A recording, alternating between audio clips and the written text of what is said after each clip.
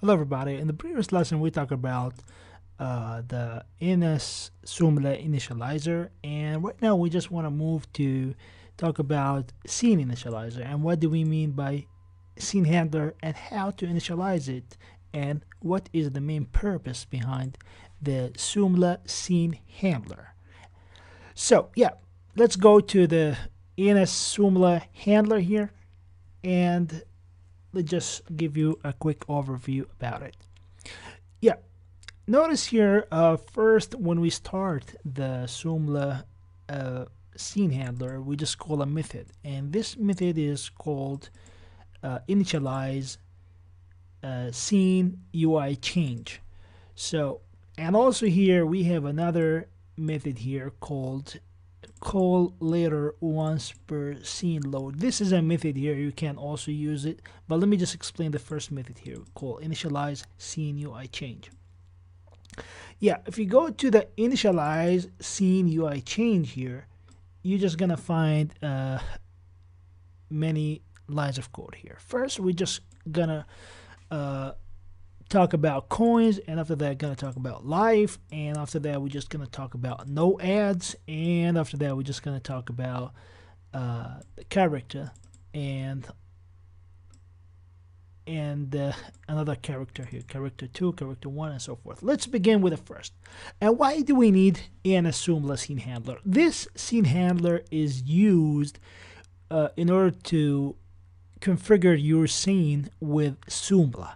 So if you go, for example, to the main scene, you're gonna notice here that we have SoomlaSceneHandler. If you go to the game, you're gonna notice that we have Soomla scene handler, and if also the game in the store, you're gonna notice that we have also ANSoomla scene handler. So this script is used in order to render certain UI change and apply UI changes once you load a new scene. So every scene gonna be executed, gonna be on load and execute and apply the changes inside this script. So let's just get started with the first method that is called once we initialize the scene, or which is initialize scene UI change.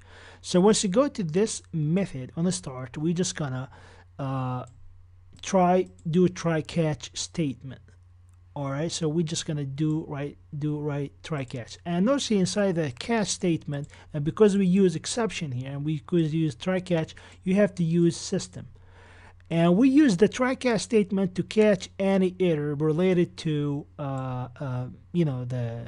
because we're talking about preferences here, we're talking about getting component, and also because we're talking about store inventory here. We have to catch any error inside catch try catch statement, and notice here that I don't have any implementation for exception handling. At least I'm just gonna catch the exception. Alright, that's good. You can implement your own exception handling, but you can keep it as it is right now. Alright, so this is the region that I have. In this region, we're just gonna execute certain behavior for every scene which has the ANSoomla handler. So everything got ANSoomla scene handler gonna execute this function every time we load it. So on scene load, once we load the scene, and once we load the mono behavior of ANSoomla scene handler, we're just gonna execute the following. We're just gonna check if the player preferences has the key of coins.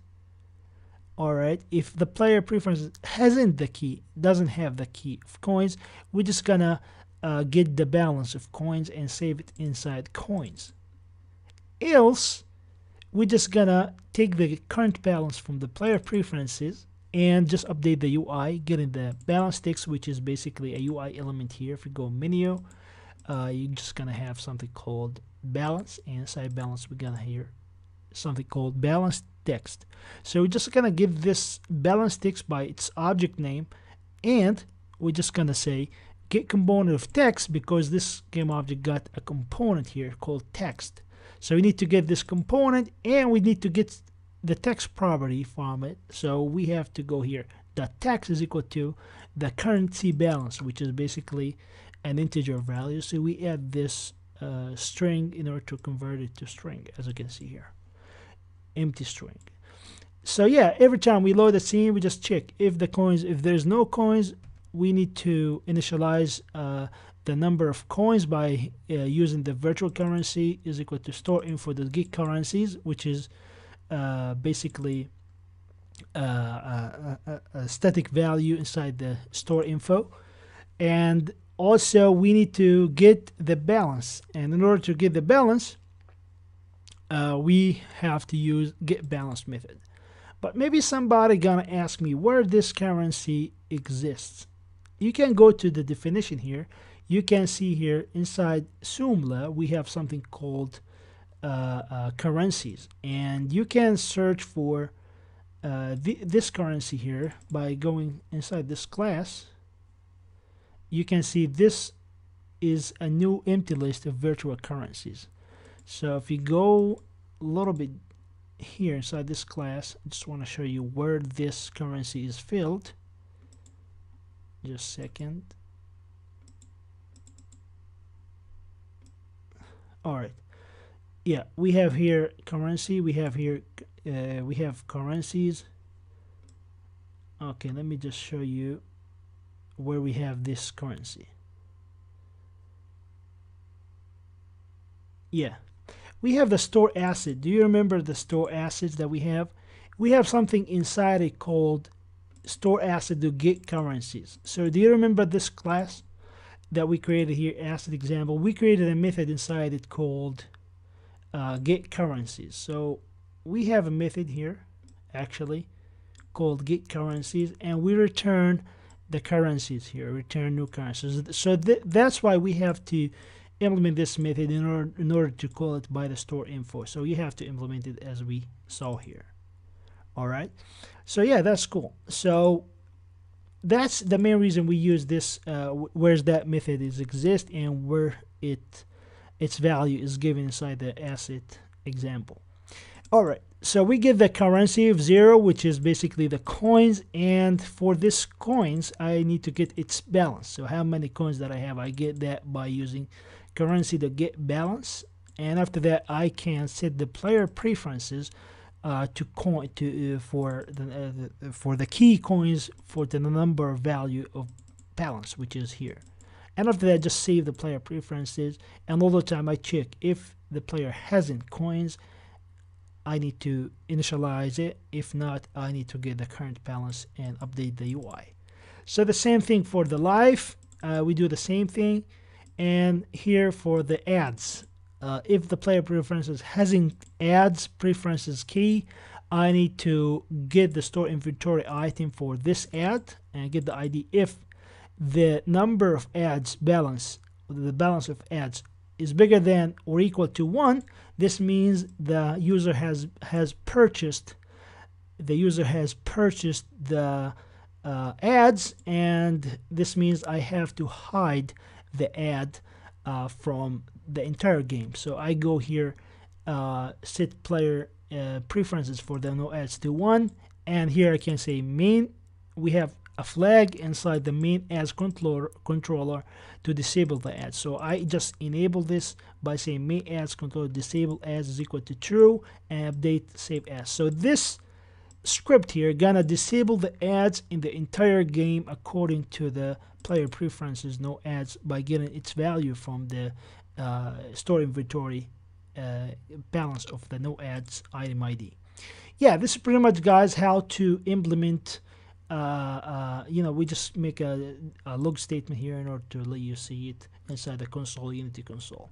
So this script is really awesome. You can use it inside your game in order to initialize the UI changes when you load the scene per each game, scene in your game. So this is really awesome, and you can write your script or write a class and instantiate it here. Or you can use the same convention as we did here. Yeah, we have another function. You can use it in update function. This is called after the start method. You can call this function in order to be called for only once. So if you have a certain scenario, you just want to call this function only only once per each frame update. You can go and call this function only once, so it's going to be called only once here. So we have a function called call later once per scene load, so you can implement other script here in case you want to do a certain thing, or you can use the update method here. So here we just made this function for you, let you help, and we have also late update, which is going to be executed after this frame is called. So once we call the update method inside the late update, just gonna set can call is equal to true, and we're just gonna call this function only once. All right, so this is a really awesome function that you can use in your own games. So yeah, this is the ANSoomlaSceneHandler, and this is pretty much a quick introduction about it, what is the main purpose behind it, and this is a great easy way to manage your UI each time you load a scene in your entire game. So yeah, this is a great feature inside the Mindizor project. I hope you like it. Don't forget to see us in the next video. We're just gonna talk about how to set up the ads. So we're just gonna talk about the StartApp ads, and we have also to talk about, we need to talk about the store controller and the store view of the project that we have here. So yeah, see you in the next video, guys. Thank you again for watching. See you in the next video.